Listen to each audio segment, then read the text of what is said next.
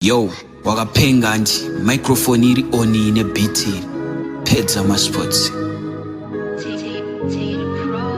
Zvakatangira kwamutare mustreet beat by beat ndanga ndisina plani kunge by beat while nimasiti pasina chiremera kunge team remafita asi mwari wakaisa mwenje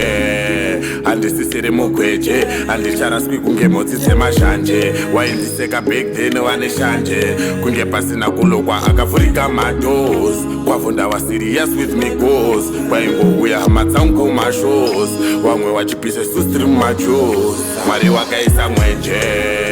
handisisiri mugweje handicharaswi kunge mhotsi dzemashanje waindiseka back then wane shanje kunge pasina kulokwa akavhurika madoors kwavunda wa serious with me goals kwaingouya hama dzangu kumashows wamwe wachipise sustream machos